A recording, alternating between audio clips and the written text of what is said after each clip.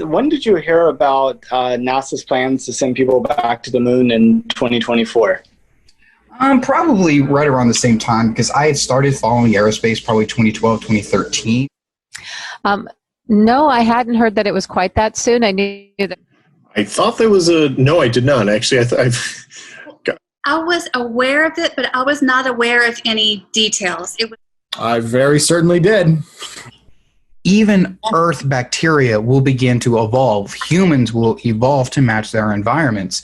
And we will begin to actually reach to a point where humans will become very distinct to each of their planets. Humans on Venus might be, would have a stronger bone structure, while on Mars it would be weaker due to the weaker gravity. An asteroid has killed all the dinosaurs, or you know what I'm trying to say. And I think that we definitely should have money investing in potentially like rockets or something that could be used to destroy or nullify a threat before from space before it could have a catastrophic amount of damage. Amazon is one of the few companies that has flourished during the pandemic, and he does not take good care of his employees. That's a justice issue to me. So when he starts doing all these things, I want to do all this to be kind to the planet and to create a sanctuary for life. Start at home. Start with your own employees. Make it a good work environment. I probably think of it from I don't think of it as a luxury. I think of it as a more of like a survival thing and advancement of science and engineering. So I look at it as a way for hope. This pandemic response is not cheap, and the costs are just beginning. So I'm hopeful that the plug won't be pulled on it.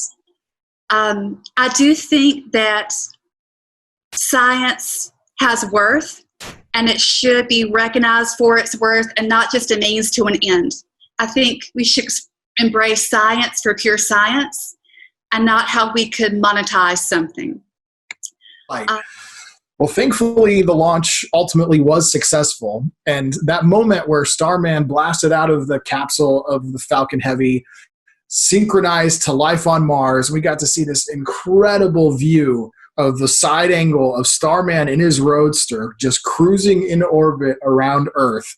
I mean, I was emotional. Like, I'm not a guy who gets emotional or cries, but like I had tears running down my face watching this because there have always been people who paint the idea of this is the way it ought to be.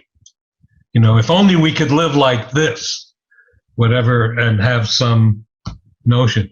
But what people have never been able to really address is, okay, let's say we said, yes, that's the way we want to be. How do we get there from where we are? How do we evolve to that? Studies have been done, and they have found that humans can do like 3 to 4, maybe even 5 times more in the same amount of time as a robot can. Humans are 100 times more versatile. They're 100 times more capable of taking care of themselves and repairing things. And they are also able to, humans can also bring a lot of inspiration. And like I said before, the technology they bring. A lot of big car companies now, that like Honda, Toyota, all of these well-known companies, they're starting to produce very good and productive electric vehicles. And I think if we can normalize electric vehicles and just, instead of calling them electric vehicles in the future, they're just regular cars and regular trucks and stuff. There are people that are great visionaries that have a dream, and I think they should go for it.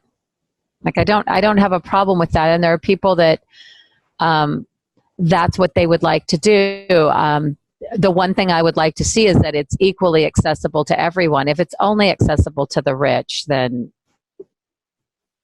it really doesn't matter. Exactly. And if we would listen to each other and not worry about, well, you're Republican, you're Democrat, you're progressive, you're liberal, the more this finger pointing and showing, we have to understand we are different, but if we could just understand and respect the differences, we might be able to move on, make some more discovery, and not waste our time on hating each other. I guess was it Voyager that went past the outer edges of the solar system just a couple of years ago. That fascinates me. Now, the idea of colonizing other planets gives me more stress because I feel like we have been very destructive on our own Mother Earth planet. I don't feel like we would be good stewards of Mars or other planets. Because these technologies that are developed for space usually have great applications on Earth. That specifically includes things like water and air filtration. Our early advancements in solar panels were done for NASA. We've had major advancements in, like, I think MRIs, actually came out of the space program, which has been a huge detection, life-saving measure. So the technological advancements are huge. And Elon Musk is an incredibly creative force.